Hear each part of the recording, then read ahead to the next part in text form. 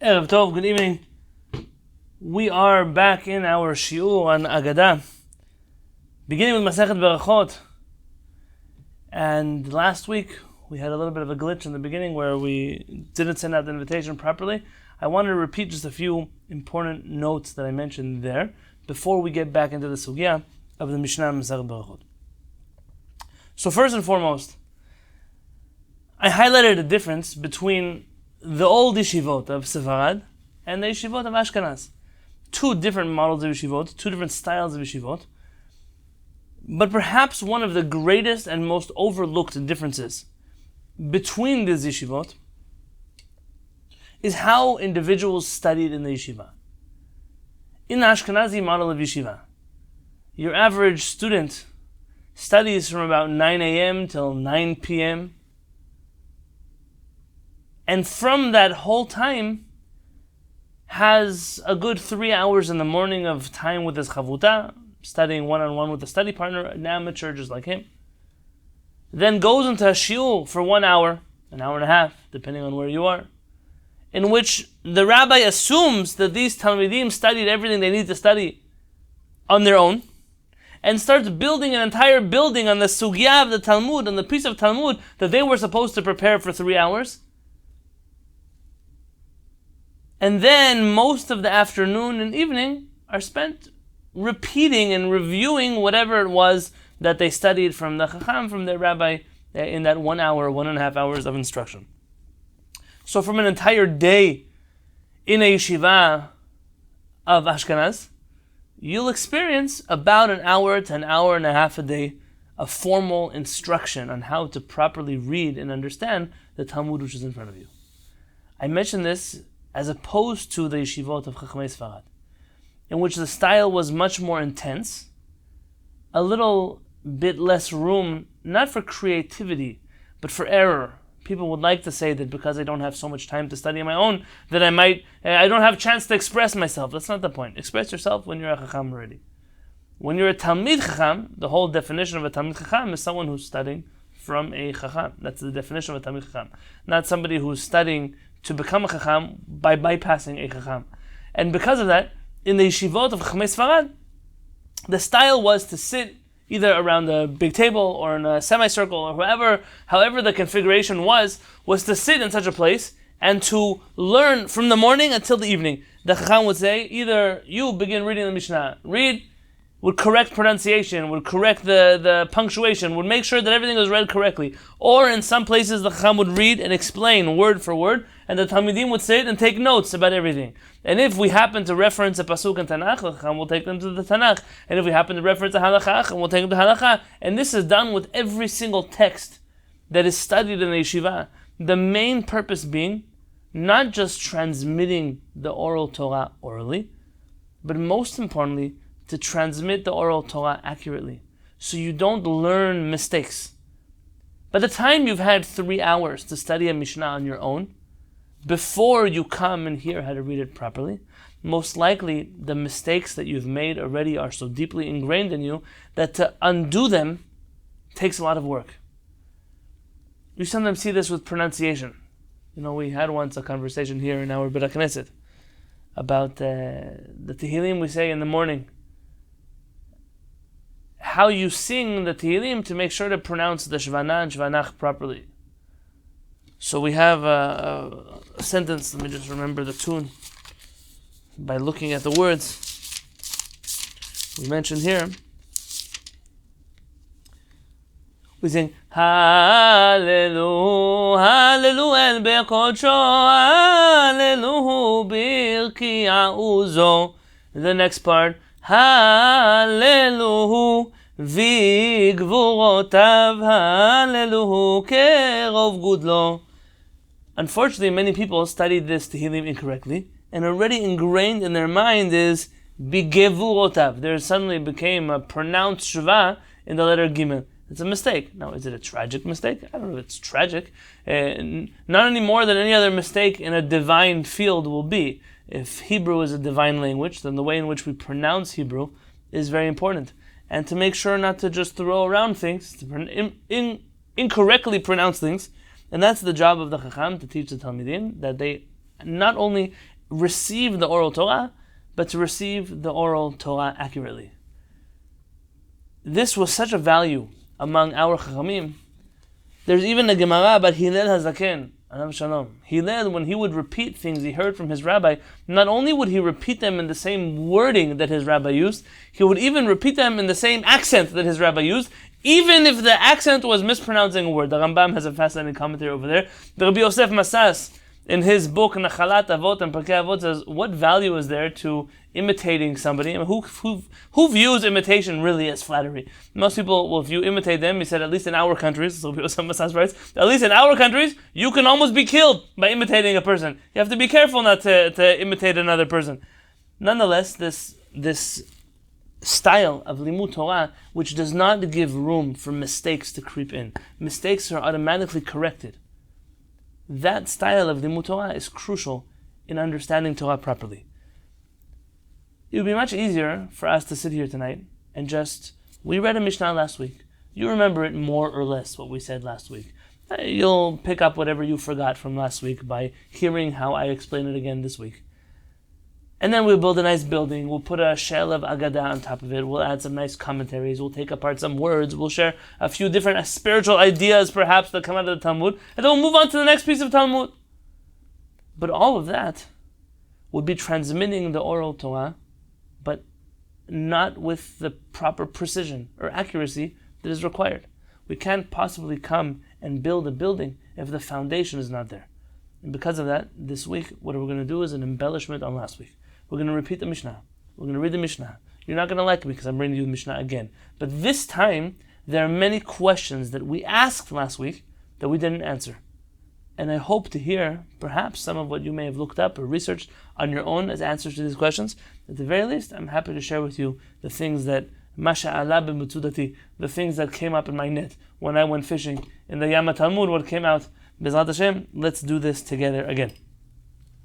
So we're in the first Mishnah of Masechet Berachot.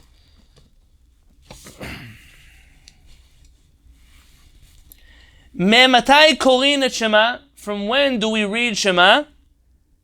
In my book here it says Be'arvin. In other books it says Ba'aravin. We mentioned that in some Mishnayot, Rabbi Yosef, I looked it up, in my Mishnayot at home it says Ba'arvit. So even though your Mishnah doesn't say, I'm assuming that it should be like what it says in the Talmud. But I didn't have a chance to dive deeply and to see, who's the one who made the mistake, what's the correct version, why is there a discrepancy. But Be'arvin, this word is right here. So from when do we begin to read Shema Yisrael? In the evening. You remember there's a three-way machaloket, but everybody agrees to the same time that we begin. What's the time that we begin? That's a question you can answer.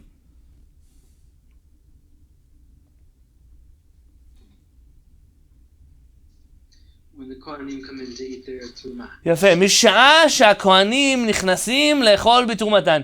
We begin to say Shema Yisrael from the time in which the Kohanim enter to eat their teruma. And we mentioned here that is the same time as what? What's the halachic time for that? Tzet HaKochavim, when 3 stars come out. So this is, and the Gemara will later ask, why didn't you just say Tzet HaKochavim? Why do you have to bring up Kohanim now when we're talking about Shema Yisrael? Different question, we'll get there, B'ezrat Hashem, when we get there. For right now, Misha'ah she'kohanim nechasim le'echol b'trumatan, this is the baseline. We begin saying Kriyat Shema from when the Kohanim begin to eat their teruma. Ad sof hashmura harishona, until the end of the first watch. And we said today that we're going to explain what are watches in general. That means until the first third of the night. Let's just assume for now. Divrei Rabbi Eliezer. These are the words of Rabbi Eliezer. So Rabbi Eliezer says from when the 3 stars come out until the first third of the night. Anyone remember how Rashi explained why does Rabbi Eliezer believe that you can only say Shema until the first third of the night? Why do you have to stop then? Because you're actually allowed to say it till dawn, but hoping that someone will not fall asleep and forget. That's Rabban Gamliel. Right now, Rashi says, according to Rabbi Eliezer, you have to say Shema Yisrael until the first third of the night. After that, he doesn't even agree with Chachamim that you have until midnight or the next morning. And for him, it stops at the first third of the night. Why? Because I might forget, she said. No. What's... It's the Zman Shlicha. It's the time when people are lying down. Very good. From where do we learn you have to say Shema Yisrael at night? The pasuk says, "B'shochbecha uvchumecha." When you go to sleep and when you wake up. Says Rabbi Eliezer, "B'shochbecha" doesn't mean at a time when people are sleeping, rather at a time when people are going to sleep. From when 3 stars come out until the first third of the night, that's a time where people are actively b'shochbecha, going to sleep. And because of that, according to Rabbi Eliezer, once the most of the world has already gone to sleep, you are no longer permitted to recite Kriyat Shema Shel Arvit, right? Arvit. Now, Chachamim obviously argue, and that's what most of you were remembering. The Chachamim say, Ad Chatzot, until midnight, halachic midnight. We mentioned last week, how do you figure out when is halachic midnight if you don't have a watch and you don't have a phone and you don't have any way to check your local Jewish calendar? How do you know when the halachic midnight is? 3 stars of the day. Okay. All of the shiurim, every measurement the Chachamim gave us are measurements you can measure on your own. Aside from in Orthodox Judaism. In Orthodox Judaism, you need special books for it.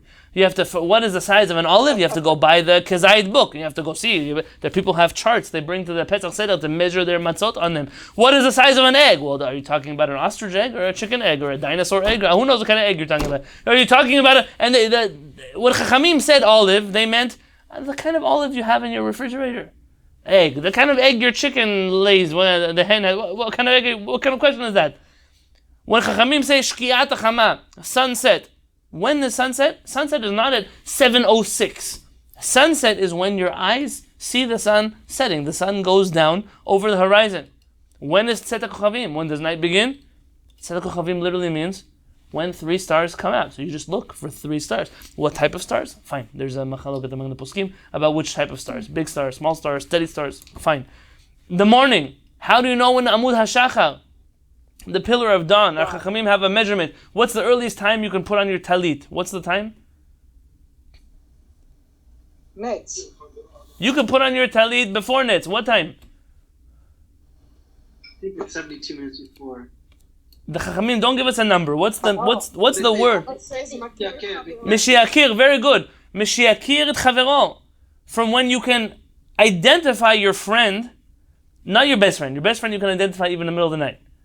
A person you know, someone in the Beit HaKnesset, you can identify them already. You can tell who that is walking towards you. You can put on your talit. There's another measurement Chachamim give us. When you can mishiakir, when you can differentiate between which colors? White and the Kehillat. Very good. Not the white and the Kehillat, but between Kehillat and green. Green. Very good. Kehillat and green. I do this every year Shavuot. I see the calendar. The calendar says you can put on talit already now. Everyone puts on their talit except for me. I wait another 15 minutes after that. 10 minutes, depending. I go outside with my Kehillat and I put it in my grass, and until I can tell the difference between the two of them, that's when I put on my talit. The same thing with midday. How do you calculate midday? Midday, we mentioned last week, and now you remember, I'm sure you remember midday. When you're standing in the middle of the street, don't stand in the middle of the street. You're standing in the middle of the field, middle of a sidewalk, whatever you are, a driveway, and the shemesh kofachat al rosho, the sun is beating down on your head, and you don't have a shadow in either direction. You are the sundial. You have no shadow. That's exactly halachic midday. So you look at your watch, it says 12:34. You know that at night, at 12:34, is going to be exactly halachic midnight. Chachamim omerim ad chatzot. You should be able to calculate chatzot for yourself by knowing the middle of the day. In general, it's a mistake. It's a mistake to rely on these halachic calendars that we have. Those calendars are not accurate. Now, of course, they're accurate in terms of science. Scientifically, they're accurate. Halachically, they're not. I'm familiar with the words of the Chachamim of the generation. You have to trust the calendar. Chacham Ovadia Yosef was very into trusting the times in the calendars. Halaperetz, it's a very simple thing. You look. I send out an email every Erev Shabbat. When is the end of Shema Yisrael? When is the end of this? They vary about 2 minutes off every week, 3 minutes off every week. So on Sunday, just write down what time was Netzach Hama. What time did you see the sun? What time was Chatzot? What time was Shkiat Chama? And then you, for the rest of the week, you follow those times. the next week, the same thing. That way, if the weather changes or you're in a building or whatever, you'll know exactly what time it was. You don't need to rely on anybody else's calculations. You should train yourself that the measurements that Chachamim give us are very practical. They're very real, and that's why they chose those measurements. If Chachamim thought it was confusing to mention an olive, they would never use the word olive to tell us something. If Chachamim were to know that people would write books on the size of an olive, what is an olive, the evolution of an olive, then Chachamim would have never used the word olive. They would have chosen something else. But then I'm sure those same Chachamim would write the same books about whatever else our Chachamim chose. Rabban Gamliel says, not until midnight, rather, ad shi'aleh amud hashachar, until dawn. Maaseh uva'u banav mi bet mishteh. The children of Rabban Gamliel came from the bet mishteh, from a celebration of sorts. We're going to discuss that today. Amru lo, they told him, lo karinu et Shema. We did not yet read Shema Yisrael. Amar lehem, im lo ala amud hashachar, chayvin letem likrot. What are they really asking him? Abba, we didn't read Shema. Is a priest? Is they're making a confession? What's the purpose of telling him they didn't read Shema? What are they really asking him? Can we still say it? Can we still say it? I mean, according to you, Rabban Gamliel, for sure we can still say Shema Yisrael. We're asking you, we who have an obligation to follow Chachamim, are we also permitted to say Shema Yisrael, assuming that we probably missed Chatzot already? And what does Rabban Gamliel answer them? Im lo ala amud hashachar, chayevin atem likrot. If dawn has not yet begun, then you still have an obligation to read. Velo zo bilvad amu, and not only that, ela kol ma she'amru Chachamim. Anything that the Chachamim say ad chatzot, until midnight, Marlene and my mother, this is what you were saying. Mitzvatan ad shi'aleh amud hashachar. The mitzvah of anything our rabbis say until midnight is really until the morning, until dawn. So why, we're going to get to why Chachamim, but everything Chachamim say you have until midnight, really you have till the next morning. And then there's an example the Mishnah brings here. Hekter chalavim ve'evarim. The burning of the fats and the limbs of a korban, of a sacrifice. Mitzvatan ad shi'aleh amud hashachar. The mitzvah is until dawn rises, until the dawn begins. By the way, I mentioned to you over here machloket between the Rashi and the Rambam, and I hope at least one of you looked up the Rambam, or you could look up the source in the Rambam so you could read it to us in just a few minutes. V'chol hanechalim liyom echad, and everything that you eat in one day, that you have an obligation to eat them in one day, mitzvatan ad shi'aleh amud hashachar, that day extends until dawn, meaning everything that you can only do in one day, you really have until the next morning for. Imken, if therefore, if so, lama amu chachamim, why did the chachamim say ad chatzot, until midnight? Kedei leharchik adam min ha'avera, to distance people from doing an avera. What does that mean? Someone explain it to me. Fence. Explain that. That's a word, Marlene. That's an explanation. Explain the fence. Well, if you say it by chatzot, then you're not going to be forgetting to say it before dawn.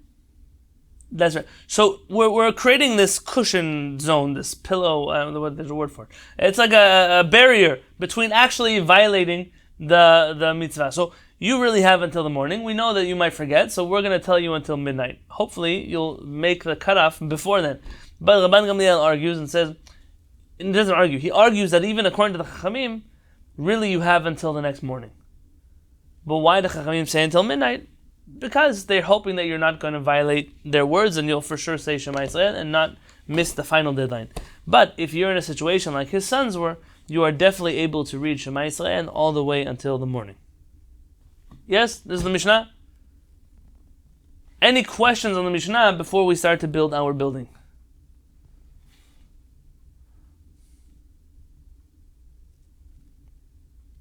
Anything? Okay. If you know the Mishnah, let's see how much you know the Mishnah. Now we're going to take apart all the words in the Mishnah, and we're going to see how well we really understood the Mishnah. Because it's one thing to read something and to think we understood it. It's another thing to learn something and make all the proper conclusions. I'll tell you that in this Mishnah, I have 2 pages of notes, just on this Mishnah. And this is not according to Aggadeta, this is just according to Peshat. If I were to, I have, look, the Peshat of this Mishnah took 2 notes, 2 pages of notes. Let's start with question number 1. And by the way, Rabbi Yosef Lopez, as well as Marlene Risman, they shared with me their list of questions they wrote last week. I'm very, very grateful for that. And I posted that in the Google Classroom. If you want to see some of those questions, I hope that it will answer at least most of them, if not all of them. Me'ematai. Me'ematai means from when. From when do we begin to say Shema in the evening?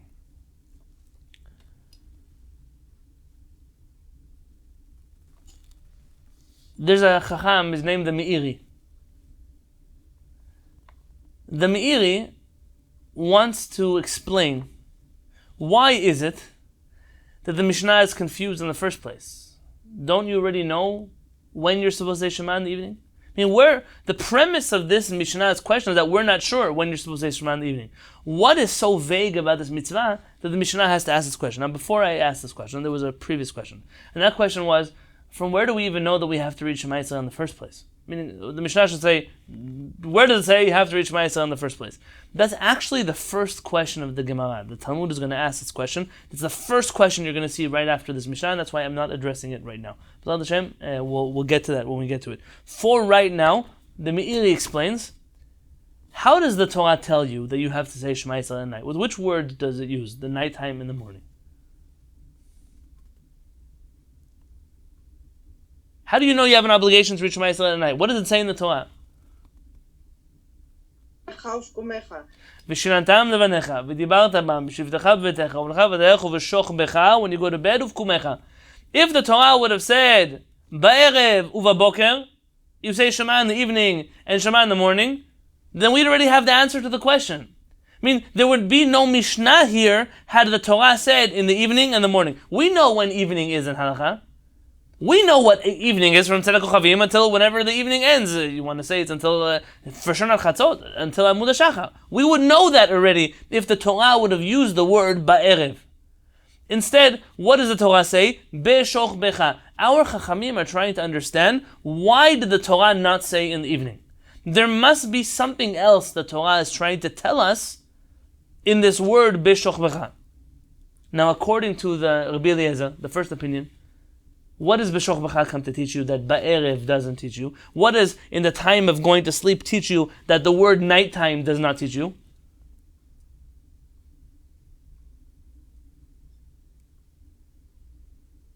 Nighttime. Wait. Go ahead. No, go ahead. Nighttime could mean the whole night. It's very inclusive. B'shoch B'cha is, how do you say it? It's more exclusionary. Very good. And it has a smaller amount of time. And that's what Rabbi Eliezer is learning out from the usage of the Torah's the Torah's usage of the word B'shoch B'cha. The Torah didn't say Ba'erev intentionally to teach you something about the time of saying Shema Yisrael. But that's why this Mishnah begins with, from when do we say Shema in the evening? What doesn't the Torah tell you? No, the Torah does not tell you.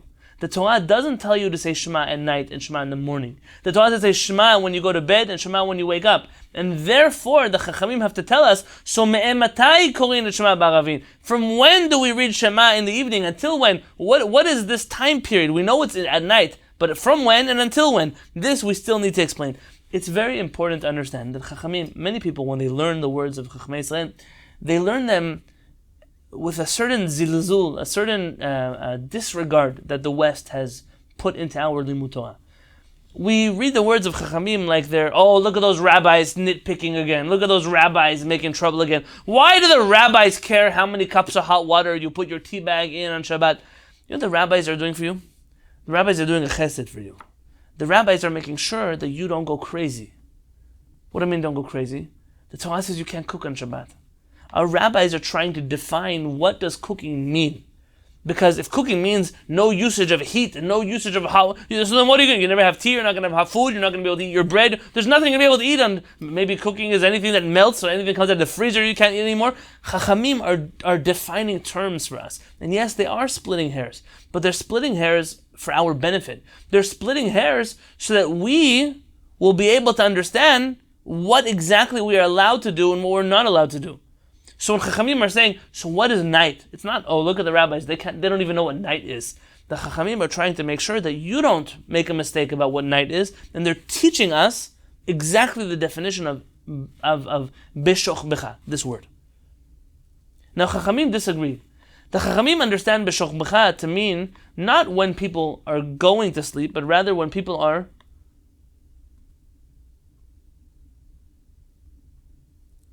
sleeping.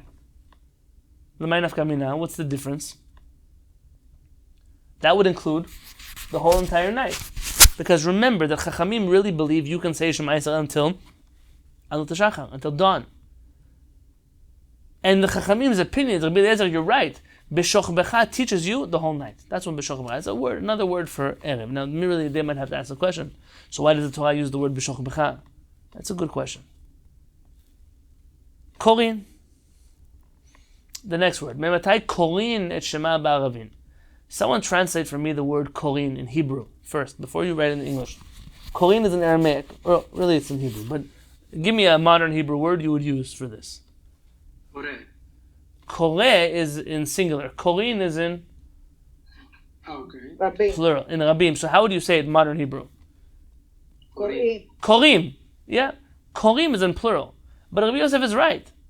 It should say here, Mematai either Koreh Shema ba'aravin or Mematai Shema Nikra ba'aravin. Like, where does it say Masechet Megillah? Look at Masechet Megillah. How does Masechet Megillah tell us the Mishnah there? Megillah Nikret. The Megillah is read.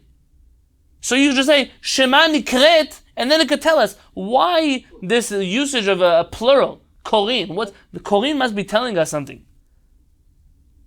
The Ritba on Masechet Megillah, on the first page, uses a Yerushalmi. And he explains to us the following thing.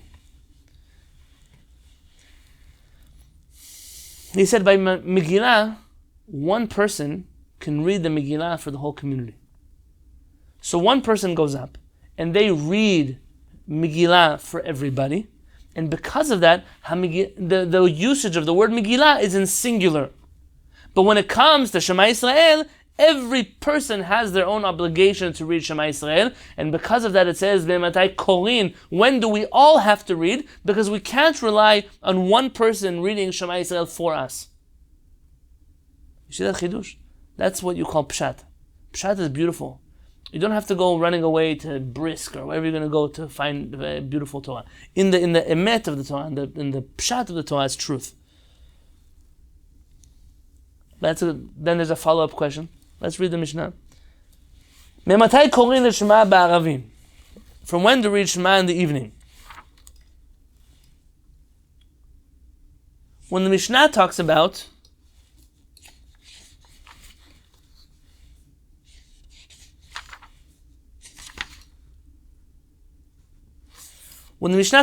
making a blessing over Shema Yisrael, when it begins to discuss the Berachot, the Mishnah uses the word mevarech in singular. And so the Gaon of Vilna, in his book Shnot Eliyahu, asks an interesting question.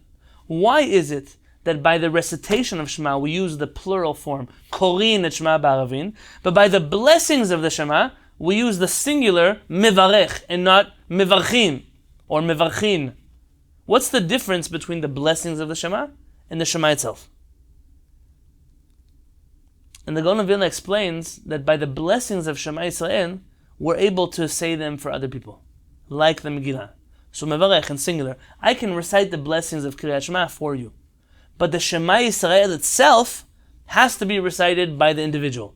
And because of that, when the Mishnah talks about the Shema itself, it uses plural because everyone has his obligation. But when it talks about the blessings, the Berachot of Shema, every person has to recite the blessing. One person can recite the blessing for everybody, and that's why it uses the singular. You should know, there's a famous work of Chacham, the Shagat Aryeh. What does Shagat Aryeh mean?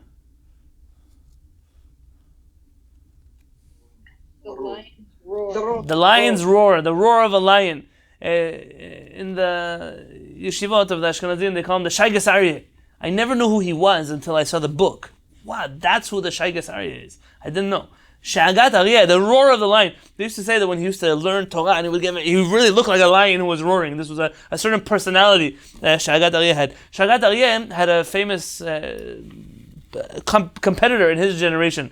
There was another Chacham who wrote a book called Seder HaDorot. It was a book of the history of all the Chachamim and the generations of the Jewish people. And they once met in a certain place. And they were having this debate between whose work was more valuable. The Pilpul, the genius novel inside of the Shagat Aryeh and the Talmud, or this more simple work of the history of the Jewish people, the stories of the Chachamim. Which of them is more important? And the Shagat Aryeh tells the Baal Seder HaDorot, listen, my book is so brilliant, it's so sharp, that when the Jewish people forget the Torah, because the Talmud says, Atidat Torah shetishtakach Yisrael, the Torah will eventually be forgotten from the Jewish people. When the Jewish people look in my book, it will jumpstart them into remembering the Torah, and even when they forget it, they'll remember the Torah because of my book. And the Baal Seder HaDorot says, yes, that might be true, but because of my book, the Jewish people will never forget the Torah in the first place. Shagat Aryeh in Siman Vav, he writes against the Gaon of Vilna, and he says that the individual can read Shema Yisrael, both the blessings and the actual Shema, for everybody else. The Mishnah Bura, Chavetz Chaim, he also writes in Siman Samech Aleph, the laws of Shema Yisrael, he also writes over there that the individual, one individual can recite Shema Yisrael for everybody, and it seems like most of the Charonim, at least, they rule not like the Gaon of Vilna, but like the Chachamim who say that one person can read Shema Yisrael for everybody. Now the real question then is for them. According to those who say that the individual can recite Shema Yisrael for everybody, so why does the Mishnah use the plural here? Why Kohen? The Gaon of Vilna has a good answer. Because the individual can't read Shema for everybody, so each person has to write their own Shema. But according to these Chachamim, they can. So in which case, they must offer us an explanation why the Mishnah uses the word Kohen. I really wanted to chase down this trail, but then I realized it would take us into a discussion of halakha, and I promise you that this year was going to be about Peshat, so we can do Aggadeta, and not to take a tangent to my favorite world of halakha, and so we're not going to be doing that B'ezrat Hashem together. If you'd like to chase down that lead, I recommend you looking at these sources, the Gaon of Vilna, Shagat Aryeh, look also in the Mishnah Bura, all around Siman Samech Aleph and Shulchan Aruch.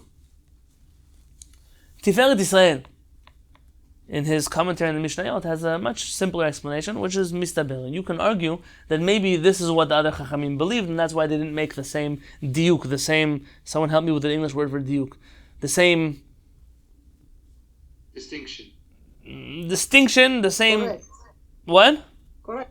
No. Correct. Diuk, shemedaikim mashu, when you infer something. They didn't make the same inference from the Talmud, because they believe this understanding of Korin. Korin, if you look in the laws of Shema Yisrael, especially look in the Tur, Siman Samech, Samach Aleph, the Tur over there writes all about how much kavanah a person has to have for saying Shema. And we know that our Chachamim always recommend for us things that you need kavanah for, things you need intention for, it's best to say them out loud. And so the word Korin doesn't come to say plural. You read Shema plural, but Korin as in call out the Shema Yisrael. Don't mumble it silently to yourself, but we should say Shema Yisrael out loud. And I will tell you that the original minhag of Am Yisrael was the whole community says Shema Yisrael out loud, together, word for word. This is mentioned in the Midrash and Shir HaShirim. Rabbi Yosef Kapach, in his books, Ktavim, or Ktavav, he has a few volumes of his own writings.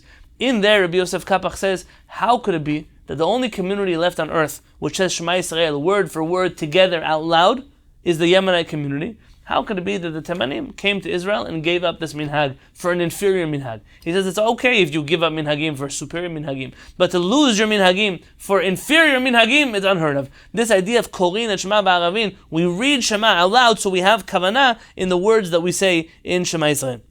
In general, when you mumble in tefillah, you have no kavanah. And it's very important not to mumble in tefillah. And there are many good things that come out of not mumbling tefillah. The least of them, which are kavanah, but there are many other benefits. One of them is learning how to pronounce words properly. I never understood why when I go to some Batei Knesset, the Chazan does his silent Amidah in 3.5 seconds. And then he comes to Chazarat Hashatz and it takes him 12 minutes to do the Amidah. How is it that miraculously he can read Hebrew so fast when he's whispering it to himself? And when it comes to saying the words out loud and pronouncing them properly, halavai, he pronounces them properly, it takes him 12 minutes. It should take him 12 minutes when he says Amidah too, because you should say every word properly. It's a very unusual thing when people get used to mumbling their tefillot. I will say the Shevach for the Sfaradim. We don't mumble any tefillot. We don't say anything quietly. The Amidah is the only thing we say quietly. It's called Tefillat Halachash. It's the prayer you say quietly. But everything else we say out loud. You can't compare Lechu neranena al Adonai naria letzur ishenu with Lechu al Hashem and then mumble until the end. You have to know how to pronounce words.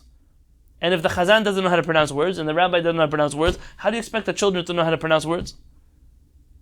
Korean. You should learn to say things out loud. My dear friend Rabbi Moshe Ben Zaken, Hashem should bless him with good health and a good life. In his school, the minhag is that whoever goes up to the teva, Ashkenazi leads services in Ashkenazi, Sephardi leads Sephardic services, The only rule is that no matter which background you come from, the tefillot have to be loud and clear. No mumbling in the tefillah. It's very important to teach people, especially children, but adults as well, to teach people how to pronounce words correctly. Ba'aravin. So this word ba'aravin, and I mentioned to you last week that the Mishnayot, some of them say be'arvit, and it could be that that's why there's two ways to read this word. You see some books are vowelized ba'aravin, and some are vowelized be'arvin. It could be that those who vowelize the book be'arvin is because really that's a leftover of be'arvit, when it had a taf at the end, and that's why that has that nikud. Whereas if it were to have the word ba'aravin, that it would have to be pronounced that way instead of be'arvin. I really have to ask my friends who are medagdekim, I'm not from the medagdekim, that someone who knows Hebrew grammar well and can tell me how to properly vowelize the word ba'aravin. In my notes I wrote down that I have to ask my friends who are medagdekim, v'od chazon ha'moed. B'ezrat Hashem, Hashem will allow us the time and the opportunity to ask this question. But let's talk about why ba'aravin. Why is this in plural? Why didn't it say, me'matai korin et shema? What word should it have said?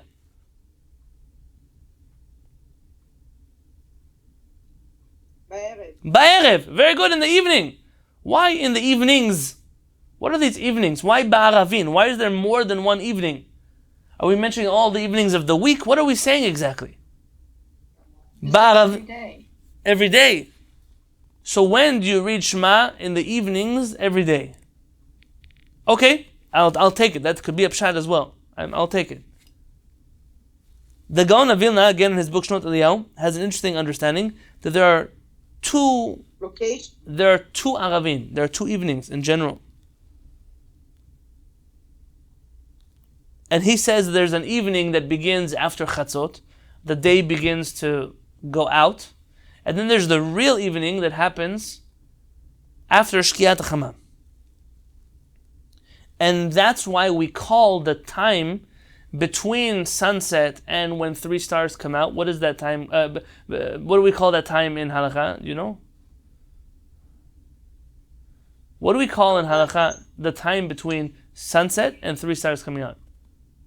Ben Ha'arbaim. Ben Ha'arbaim. Or Ben Hashmashot. Also, Ben Ha'arbaim. What is Ben Ha'arbaim? Meaning Ben Ha'aravim. Between the two evenings, says the Gaon of Vilna. Between the evening that begins after Shkiat Chama and the evening that begins after Chatzot, even that begins after Shkiat HaChama.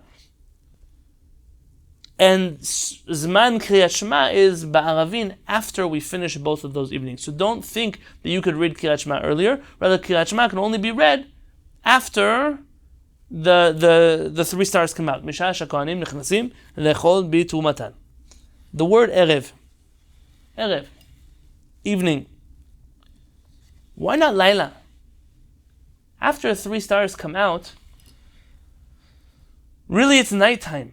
What's the difference between Erev and Laila? What is Erev? Erev is, they mean the same thing, by the way.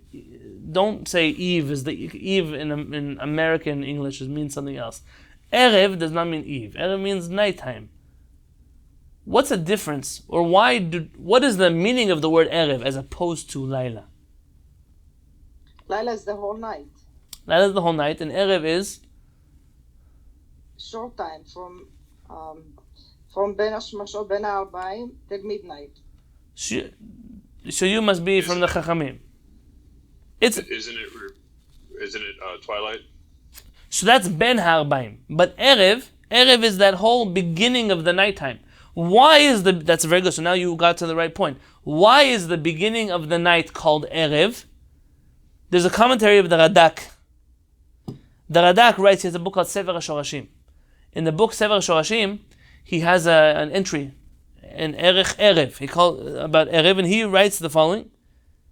He says that at this time, it starts to get dark. It's the beginning of the night where you transition from day into night. And because of that, you start to be unable to differentiate between things. And the things become mit'arbevim be'enav. The things that you see start to become confused. They become confuddled with each other. You can't tell the difference between things anymore. And because of that, the beginning of the night is called Erev, to refer to the irbuv, the mixing up of how you see things in the beginning of the night. That's the root of the Hebrew word Erev. That's how he explains it. You accept? Like an Eruv, like Eruv Hatzirot, that mixes all that. Yeah, Femod. I should write that in my notes. Can you send that to me afterwards in a message so I can add it to my notes? Again, Eruv is to mix things, to combine things. So this is the beginning where things start to be mixed up. That's how the Radak explains Erev. In Mishleh, the Pasuk says, Beneshech be'erev yom. It's in the 7th chapter of Mishleh, in Pasuk Tet. Beneshech be'erev yom. The Gaon of Vilna over there writes, what does it mean, Erev? Erev is the beginning of the night. Because it's the time in which day and night mix. It's Laila, we said, is really when it's dark at night. And Yom is when it's day and night. Erev is the time when it's still night and day are mixing with each other. There's some beautiful videos of where the salt water and the fresh water mix in the ocean. And it's, I think they have a word for it. It's like brackish water, they call it. And that water, it's the mixing of day and night, is called Erev. That's why the Mishnah used the word Erev, because we're talking about this part of the night. There's a Ramban, I wrote in my notes here, a Ramban in Shmot, in chapter 12, Pasuk Vav. So 12:6. The Ramban over there has a lengthy piece in which he discusses the meaning of the word Erev. What is Erev? Where does Erev come from? Why the word Erev is used as opposed to Laila. It's a very lengthy piece, has a lot of details in it. I'm not going to learn it with us tonight, but if B'ezrat Hashem you wish to look something up more about what the word Erev means, I recommend looking in the Ramban on Shemot, chapter 12, Pasuk Vav 6. We mentioned Nichnasim lechol bitrumatan.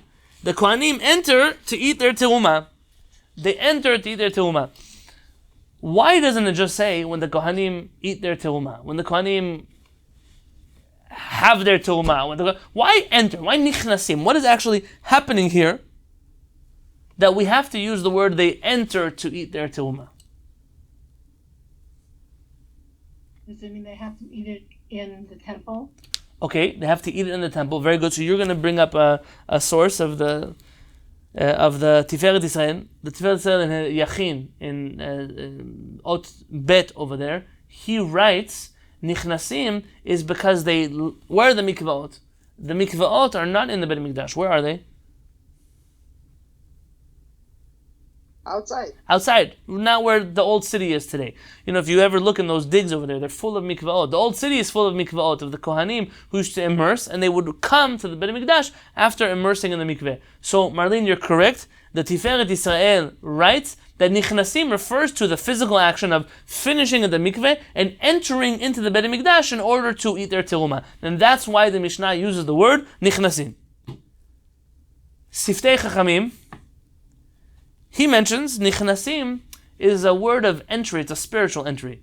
Nichnasim mituma letahara. They enter the realm of tahara after they were in the realm of tuma. And I don't want to translate impurity, but those are the English words that are used. But they're entering a state of tahara after being in a state of tuma. And that's why it says Nichnasim. The Nichnasim is not referring about a physical space, but rather about their Tuma and Tahara status, that they've now entered a new status and they're coming to eat their Tuma.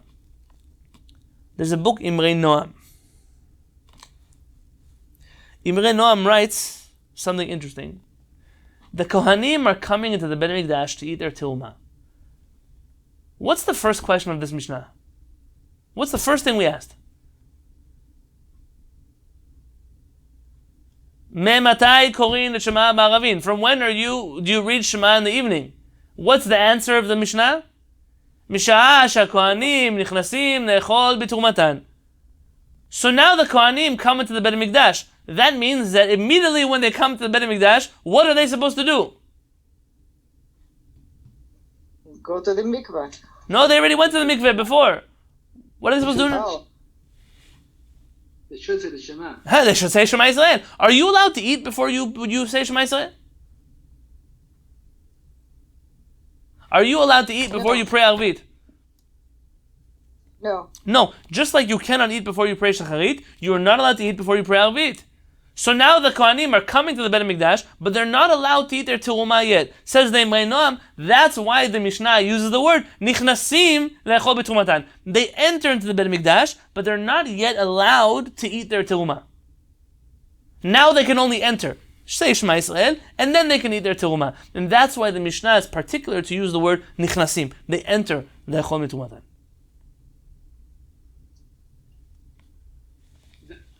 What I don't understand about that, and because the lamed in echol, the only reason they're entering is le'echol, is in order to eat. Nichnasim le'echol. Oh, very good, very good. No, but the Kohanim used to pray together, didn't they? So they would come in with their truma. That's why it says big truma, not just the echol truma. So they would come in, they'd bring their lunch bags or dinner bags to eat together, and then I guess they'd say Shema first, then they'd all sit down and eat together. Rama Mipano is a famous, I think he's an Italian Chacham, if I'm not mistaken. He says actually, and Pamam, this is for you, he says that they're not even allowed to touch their terumah until this time happens. So they can't even touch their terumah until both the sun has set and they've gone to the mikveh. And that's why the Mishnah says, Nichnasim le'echol b'terumatan. Now they're coming because they had to wait outside. They weren't even allowed to be near their terumah until the right time begins. By the way, in the laws of Taharat Mishpacha, we have a similar precedent, which is if a person had to go to the mikveh early, we make sure that they don't enter home. Either one of them doesn't enter home until that time, because that's the distance that has to be maintained here. There's actually Rav Peretz always tells us this line. Remember this line. Hapashtut, hi ha'emet. The most simple answer is the truthful answer. There's always a simpler answer. Peshat is a very important thing. There's a famous, I want to tell you the name of the Chacham. Well, we mentioned the Gaon of Vilna a lot. The Gaon of Vilna has some very beautiful things that he wrote, the Fia Peshat. The Gaon of Vilna is not a typical Ashkenazi Talmid Chacham, and he was very much beloved in many Sephardic communities because of his certain sharpness when it came to Peshat. The Gaon of Vilna had a grandson. I don't remember his name right now. He had a grandson who once had to interview a certain Talmid Chacham, wanted to come to the yeshiva, and he wanted to interview him. And he asked him a certain question. Why in the Mishnah Masechet Berachot does it say this? But in the Mishnah, Masechet Megillah, it says something else. It says, if you can tell me the answer my grandfather told me, I'll let you into the yeshiva. And this Chacham said, give me a few hours. And he goes to the Beit Midrash, and he works out a whole people, why in Berachot it says this, and Megillah it says that, and he comes and tells him the answer. And he says, that's a good answer, but it's not the answer my grandfather gave. He said, give me another chance. It's fine. Tomorrow morning, I want another answer. He spends the whole night, he doesn't sleep, he learns and learns, comes back with a 3-hour explanation for why this Mishnah says this, and that Mishnah says that. The grandson of the Gaon of Vilna says it's a good answer also, but it's not the answer my grandfather gave. You have one last chance and I'm not talking to you anymore. So he went and he spent the whole day studying, and that night he comes back to the grandson of the Gaon of Vilna and says, I have an answer. This is the answer. And he tells him the answer, and he says, I'm sorry, but that's not the answer my grandfather gave. So he goes, listen, if you're going to send me away from the yeshiva anyways, at least tell me what the answer your grandfather gave was. He said, my grandfather said that the Mishnah and Masechet Berachot and the Mishnah and Masechet Megillah are not contradicting each other at all. They say the same things. But you never bothered to look at the Mishnayot to see that they said the same things, and you believed me when I told you there's a contradiction between them. So many times people make problems where there are no problems in the first place. How many books were written in the Rambam to explain why he uses one word here and one word there, until Rabbi Yosef Kapach comes along and says, in the original manuscripts of the Rambam, he used the same word in both places. So you spent your whole life trying to explain a mistake or a contradiction in the Rambam that never was a contradiction. Rama Mipano says that he has old books, old copies of the Mishnah, and in the old copies of the Mishnah just says It doesn't say nichnasim lechol b'tumatan. It says misha'a she'kohanim nichnasin letrumatan. When they go to their teruma. Sorry, Mechila, I made a mistake here. Ignore everything I just told you right now. Raman Pan was telling something else. In the old books of the Mishnah, a mistake. In the old books of the Mishnah, it says hakohanim nichnasin letumatan, not lechol b'tumatan, because that's what I was trying to tell Pam. They weren't allowed to eat it yet. They weren't allowed to touch it yet. They just came into the Beit HaMikdash. This leads to a big machloket among the later Acharonim to try to figure out, so are the Kohanim really allowed to eat their teruma before they say Shema Yisrael? There's a Chacham Tzlach. He wrote a book, Tzion Lenefesh Chaya. If I'm not mistaken, he named it after his mother, who passed away, Chaya. I might be wrong, but I think I'm correct. This is you're going to hear him quoted a lot. Tzlach wrote some of the most fascinating chidushim on the Shas. He has an introduction to the Talmud, which actually has been translated recently into English. I think, Marlene, I sent you a link about that once. A fascinating introduction, which I always had in Hebrew, but now they translated it into English. Some very, very important yesodot, foundations to understanding the Talmud. The Tzlach says that the Kohanim, they have an exception to the rule. They're allowed to eat their teruma before Kriyat Shema. The Maharsha disagrees. Maharsha says they can't eat before Kriyat Shema, like everybody else who can eat before Kriyat Shema. It's only the time in which technically they would be allowed to eat before Kriyat Shema. And there's a book called the Ginzei Yosef. I don't have that book in front of me, but that book I saw quoted by someone else. The Ginzei Yosef says there are two things that might happen here. The Kohanim enter the Beit HaMikdash, and maybe to eat their teruma they're not allowed. But ti'ima ba'alma, to taste a little bit of the teruma, they're allowed. So we say, shenichnasim lechol b'tumatan, it's not that they ate before Kriyat Shema, but it's that they tasted a little bit before Kriyat Shema. Or perhaps the Kohanim began to eat already in the daytime, not their teruma, chas v'shalom, but they began to eat their dinner. And then they serve the teruma when 3 stars come out and they finish going to the mikveh. Like you do on Shabbat afternoon. We start Sudat Shishit, and sometimes we go into the night. How are you eating before Arvit? Why are we allowed to eat then before Arvit? Why don't we stop and say Shema Yisrael? What's the answer to that?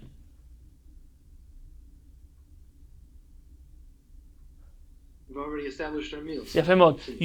You started your meal beheter. You're allowed to eat before the sunset. So now that the 3 stars came out, you don't have to break and say Arvit. But as soon as you're done, you have to say Arvit. And therefore, this is the reason why the Kohanim nichnasim lechol b'tumatan. Either because they were allowed to taste it, or they were allowed to eat their teruma because they already began their regular dinner, not their teruma dinner, their regular dinner before the 3 stars came out. And now when the 3 stars came out, they were now able to eat their teruma without saying Kriyat Shema because their meal began beheter. This is very important. It might sound like a little detail. It's very important to understand the story of Rabban Gamliel and his sons and how they were able to go drinking before what?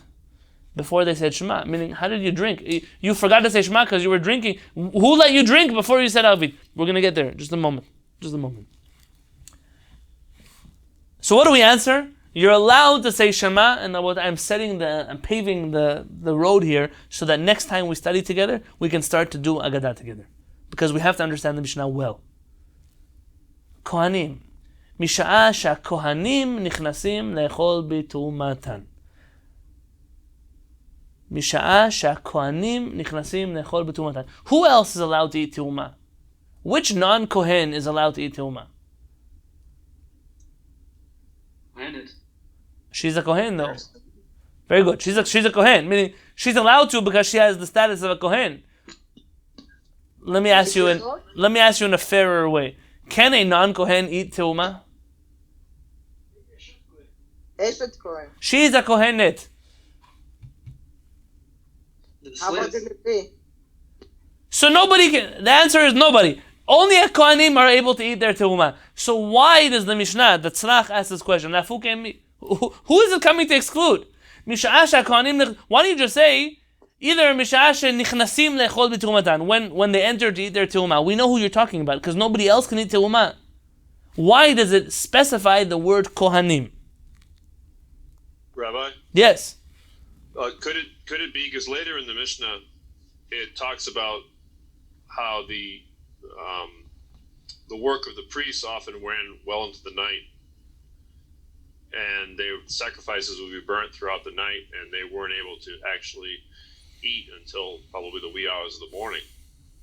So could it be bringing up the Kohanim because it's giving an exception, which is actually more inclusive because it's giving a parameter whereby people who are in their work, they have to wait until they finish their work before they can fulfill. Is that a connection here? And well, it's a very good point. But then that's why Kohanim are specified here. That's interesting. I told you before that Tzlach says that Kohanim are allowed to eat their food even before they say Kriyat Shema. They're allowed to, as soon as the 3 stars come out, before they say Shema, they're allowed to eat their Tilma. And he says, how do I know that? Because the Mishnah says, Misha'ah sha'kohanim nichnasim lechol b'tumatan. The Mishnah doesn't say what? The Mishnah could have said, Misha'ah sha'kohanot nichnasot lechol b'tumatan. The Kohanot don't have an obligation to say Shema in the evening. Because of that, they were able to eat now.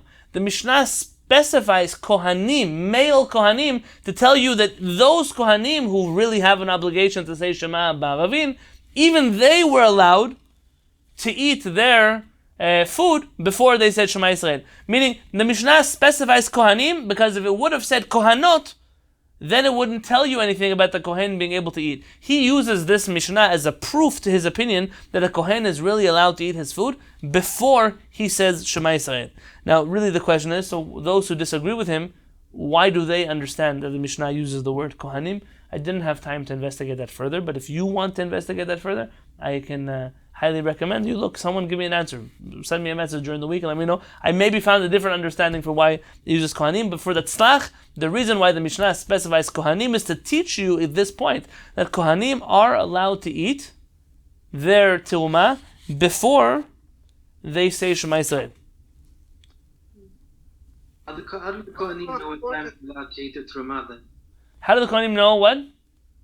If we're using the Kohanim as a barometer to say Shema, how do the Kohanim know what time it is that they can eat the Truma? We're using the Kohanim because really when we say Peshat, imagine this. Imagine if I told you, what time does Tefillah start? I tell you at candlelighting. Candlelighting? What do you mean? What's candlelight? Why did you tell me 7:19? Because you already know what candlelighting is. You look in your calendar, you'll know what time Tefillah is. It's easier for me to say candlelighting. The Kohanim know when they can eat. The Kohanim know that Shaar she'kohen nichnas lechol b'tumatan is tzedek kochavim. They have no doubt as to when they're allowed to eat their. So we're using their time. Everyone knows. Everyone knows the Kohanim and tzedek kochavim. They come to eat their tulma. Maybe not all of us now, but everyone then knew that saying Kohanim come to eat tulma is synonymous with saying 3 stars come out. So the Kohanim weren't left hanging. They knew exactly when they were able. And in fact, the Gemara, like I mentioned, is going to ask, so why do you just say tzedek kochavim? If the Kohanim know what time it is, so why do you even bring the Kohanim into this conversation at all? If you want, it's okay. This week already, you can read the beginning of the Gemara, which will ask this very question. I just want to ask about the Kohanim. Yes. They work in shifts of 24 hours, right? So not all of them eat at the same time. What the other one do meantime? So who are we talking about right now? What kind of Kohen are we talking about right now? Kohanim. Not every Kohen Kohen. Gadol. We're not talking about every Kohen here. Which kind of Kohen? Kohen Gadol. Why is the Kohen waiting now after the mikveh? Why is he going to the mikveh in the first place? Mitameh b'behema. This is a Kohen who became Tameh. And this is the first time he's able to come to the Beit HaMikdash and eat his Teumah after however long he was supposed to wait for this time. So we're not talking about all the Kohanim. We're talking about this specific group of Kohanim, which are now coming to eat their Teumah. Now I think, Rabbi Yosef, in your list you wrote down a question that I asked, which was, why do we say Bitumatan? They come to eat their Teumah, as opposed to what? What could we have just said? Eat a truma. Yeah, very good. Tuma. You just say the word tuma. Why their tuma? Why are you getting so possessive over your tuma? What happened here? The Kohanim say be tumatan in their own tuma. Tosfot Yom Tov says that this is very similar to what we have later in the Gemara If those of you who've learned Masechet Berachot, we talk about other times, the times when people come, Bnei Adam nichnasim lechol pitan, that people come to eat their bread.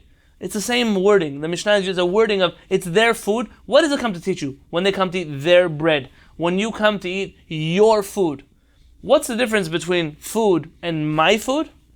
Says Tosfot Yom Tov, this food was already ready for them. It was theirs. It was their teruma. It was already prepared for them. It's like when you come home, the Shabbat food, it's your food, it's muchan. And because of that, there was no reason. It's not like you're going to now say, well, the Kohanim entered to eat their teruma, but it's going to take time to get the teruma ready, to serve it on plate, whatever. That already is not true. The Kohanim had their food ready, and the language of betrumatan, it's their food, tells you that it was already ready to be eaten. And you don't have to add any extra time between 3 stars coming out and when you could begin saying Kriyat Shema. I mean, you don't have to calculate in there how much time it would take for the Kohanim to prepare their teruma because it was already ready for them. That's the diuk of the word betrumatan. Let's talk about Mishmarot. I know that I'm over time. I know that. But I want to finish this so that we can go into Rosh Hashanah knowing this Mishnah. We don't have to come again and do Peshat. I want to be able to come back again and learn with you some insights of the Aggadeta. The word Mishmeret. Mishmeret. We mentioned Mishmeret as a watch. But what is a Mishmeret? A shift. A shift. A shift. A shift of what? The interval of 24 hours, you divide it. If you look in Bamidbar, the book of Bamidbar, in chapter 3, verse 7, Rashi over there writes that a mishmar is a kinui letafkid shadam memune alav la'asoto. It's the name of a job that a person is tasked with. A job that you're tasked with is your mishmar. I have the mishmar now, you have mishmar later. It could be, everyone does mishmarot for different things, but it's a job that I'm tasked with. What's the job? What's the tafkid? What are we being tasked with? That already, you're going to look in Rashi on Daf Gimel Amud Aleph. If you look in the Talmud that I sent you, on page 3, Rashi writes over there, let's find it, why not? I'm actually using a different Gemara than you are. So,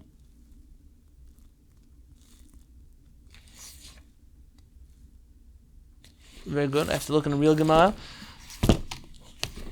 The Gemara writes here,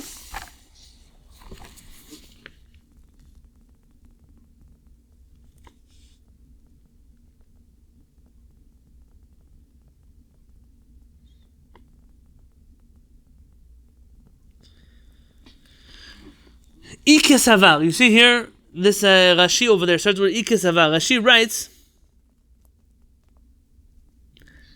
Ikaman Amar, there's an opinion that says, Gimel Mishmarot Have Alayla. There are 3 watches in the night. I mean, the night is split up into 3 parts. B'mishmarot avodat hamalachim, in the service of the angels of Hashem. The angels come to worship Hashem, and they have 3 shifts. There are 3 shifts of angels. V'shir shelahem nechelach l'shalosh chalakim. And the song that the angels sing to HaKadosh Baruch Hu is split into 3 parts. Rishona lekat achat. The first part of the song is for the first group of angels. Sheniya lekat acheret. The second part of the song is given to the second group of angels. Shelishit lekat shelishit. The third part of the song is for the third part of the angels. V'ikaman de'amar arba mishmarot have halayla. There is an opinion that holds that there are 4 parts to the night, not 3 parts to the night. It's not a conversation for us at all right now. Let's work with the assumption that there are 3 watches in the night and not 4 watches in the night. But essentially the word mishmar is a mishmar, it's a watch of angels. There are shifts of angels. It's like when you go to, I don't know if you're like me, you shop very late at night in different places, you have to go run, get something for Shabbat. So you come and you see the day watch people have left and the night watch people have shown up. Or you go visit somebody in a hospital and 7 o'clock in the morning, 7 o'clock at night, the shifts change. The nurses leave, the doctors leave. It's the worst time to ask any questions because nobody knows what's going on for about an hour or so after the shifts change. By the Malachim, it's the same thing. When we use the word mishmar, it means a third of the night, but the word comes from the shifts of the angels that shift every third of the night. They keep shifting between thirds. And that's why the Mishnah used the word mishmeret. I want to leave you off with 2 last things, and we'll get into Slichot, B'ezrat Hashem. Rashi, that I read to you last week, he said that really the hekter chalavim ve'evarim, the burning of the fats in the limbs, is not a good example. Rashi quotes the Gemara in Masechet Megillah on page 20b. The Gemara there says that you can burn the fats and the limbs until the next morning. He says, so why does the Mishnah use this example? It's not a good example of where Chachamim say until midnight and you have till the next morning.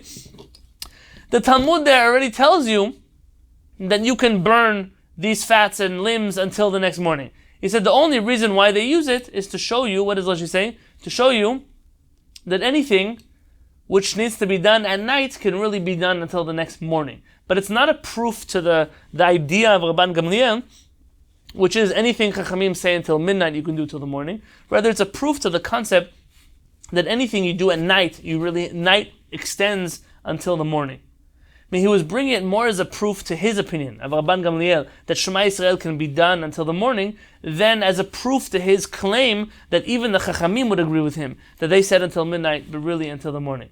Yes, that's what Rashi says. So Rashi is saying, this is not really a good proof that the rabbis say midnight and you have till the morning. It's just a good proof that you have until morning for anything that you have to do at night.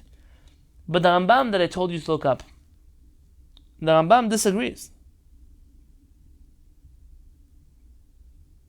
If you look in Hilchot Maaseh HaKorbanot, the laws of sacrifices, in chapter 4, Halacha Bet, the Rambam writes over there that you can burn the chalavim ve'evarim until midnight, and only b'di'avad, if you miss midnight, you can do it until the morning. Where does the Rambam learn that from? What about Rashi's Gemara? Rashi says the Gemara only says you have till the morning, doesn't say anything about midnight. So where does the Rambam get the idea of midnight from? Where does the Rambam learn that you can only burn fats and limbs until midnight? If the Gemara from where? Our Mishnah. Very good. The source is from here. The Rambam says, why are you forgetting about this Mishnah? The Chachamim don't need to repeat themselves over there by the Korbanot, because already here they told you that even by burning fats you have until midnight. And so here's a machloket between Rashi and Rambam, whether or not the Chachamim made a decree that you can only burn fats until midnight. And according to Rabban Gamliel, the reason why he brought this proof is because he understood the Chachamim to be saying you have only until midnight. But really, if you didn't get a chance, you can do it until the day. The Tosafot, who are mostly descendants of Rashi, they agree with the Rambam over this one, and they say that Chachamim most definitely made a limitation of midnight, and really you can only have until the morning if you miss that midnight mark. And the Meiri is the one who explains this whole idea that the Chachamim, where does the Rambam learn it from? Learns it from here. From this Mishnah, you know that the Chachamim made a takana. So you don't have to learn over, the Gemara doesn't have to repeat itself a second time, that Chachamim said until Chatzot, because already over here, they said until Chatzot. So the story. There's a story about the children of Rabban Gamliel. They come back from a mishteh. What's a mishteh? What is the definition of a mishteh? Big feast. A feast.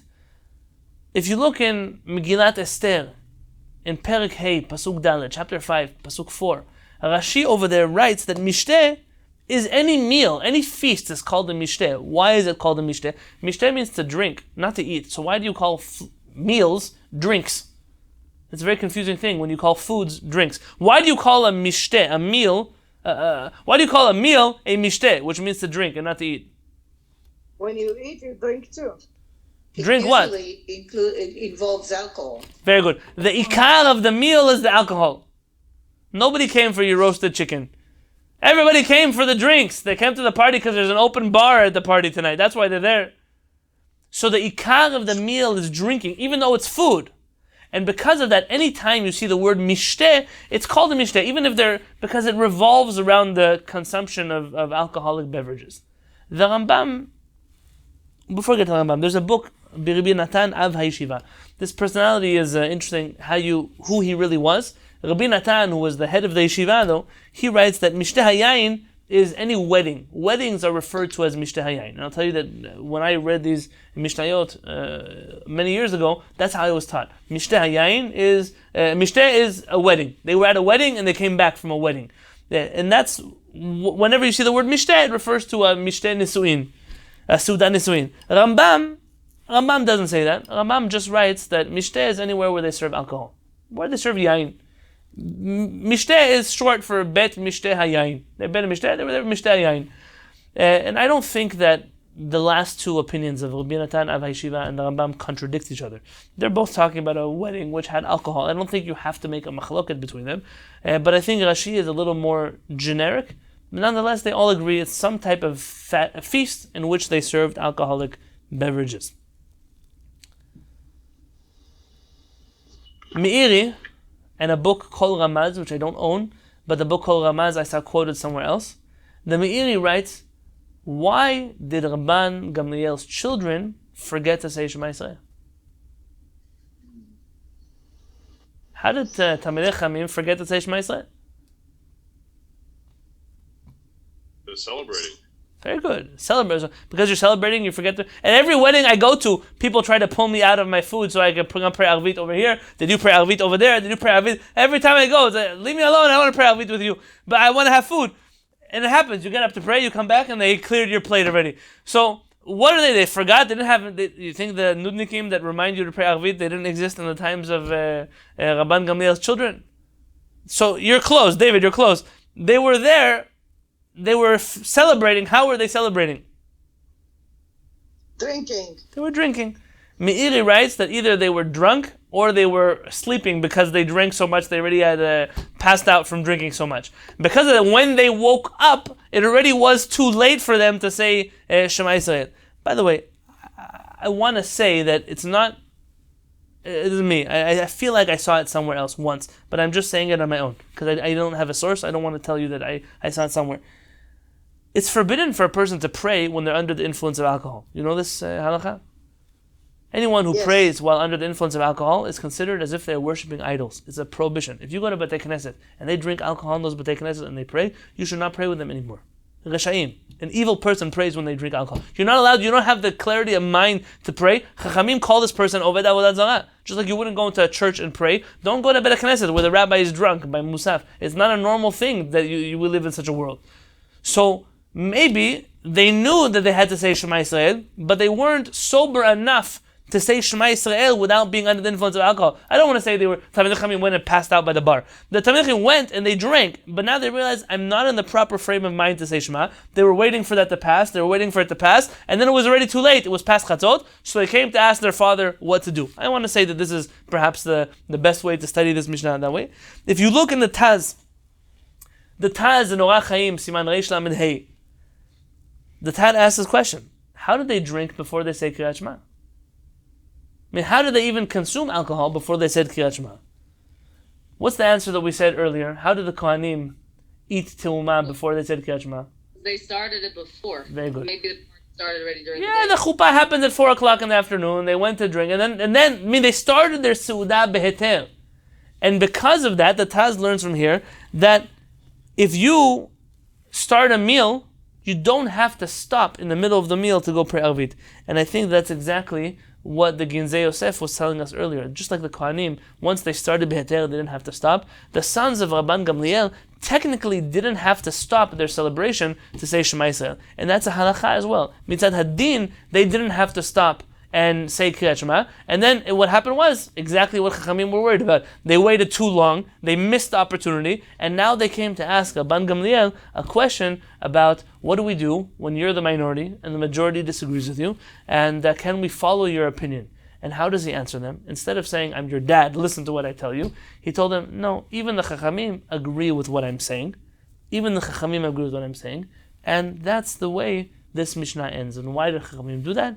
Kedei la'achik adam min ha'avera, to keep people away from doing averot. And really, most of the guidance of our Chachamim is really intended to keep us on a good path, to keep us away from things that lead us to averot. I'll say that after we're talking about drinking and alcohol and getting drunk, I think that there is no greater, I don't want to say no greater, there are many problems in the world, but the problem of drinking alcohol is considered socially acceptable, especially in the Jewish community. not necessarily in our Jewish community, but in the general Jewish community.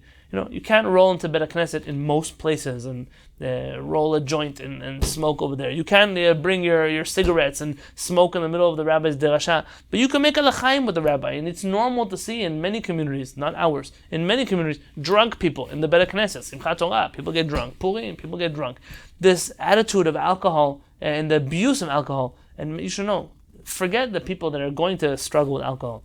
There are many people who have substance abuse issues, and their biggest fear is to be in the Beit HaKnesset where people will push alcohol on them and force alcohol on them. There's an article I once sent out to one of my shiurim, maybe my Sunday morning class, about a man who was sober for 22 years until he became a Baal Teshuvah, and he moved to a community somewhere in New York where they drink a lot of alcohol. Don't ask me for details.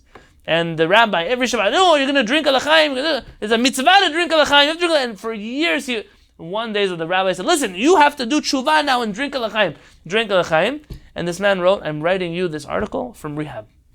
22 years of being dry, and it's the idiotic rabbi who forced him to make a l'chaim. Our Chachamim always drew parallels between drinking and problems. You look in the Tanakh, everywhere in the Tanakh where you find alcohol, you find problems. You're never going to find alcohol, wow, this person had a holy spiritual experience. It doesn't happen in our Tanakh, maybe in a different Tanakh, but not in our Tanakh. Every time you find alcohol, you find some pretty terrible stories. I mean, just look in the book of Berachot, forget the rest of Tanakh. Just in the book of Berachot, you see people under the influence of alcohol, and terrible things happen. I would say, maybe our first note of Aggadeta for the day, just a flavor of Aggadeta, maybe there is something to be said that this concept of distancing people from Averot is in such close proximity to the abuse of substances. In the mention of the Mishnah talks about alcohol, and in the same breath, it talks about keeping people away from Averot. This is not a pshat, this is not what it says, but this is, again, getting us ready a little bit for the world of Aggadeta. Next week, B'ezrat Hashem, we're not learning next week, but maybe in the Aseret Yemei Teshuvah, so in 2 weeks from now, we'll have another Aggadeta class, maybe. B'ezrat Hashem, I'm asking you, you finish with a pshat. Review everything we learned well. Write down the things. If you didn't remember it, listen to the recording as soon as it goes online. Write these things down in your book. Don't be afraid to write in your book. Because next time we meet, I will not go through the pshat of the Mishnah again. Next time we meet, I'm going to start explaining things like, what is the spiritual significance of starting the first book of Mishnayot with Kehillat Shema? Or maybe even better than that. Forget with the importance of Kehillat Shema, you can come up with a lot of ideas why a book would start with the Kehillat Shema, the unification of Hashem. What about the word me'ematai? Instead of the word matai, why does the Mishnah use this word me'ematai? What is the meaning of the word me'ematai? What message can I walk away from the word me'ematai? B'ezrat Hashem, that is for next time. Everybody should have a beautiful evening, B'ezrat Hashem.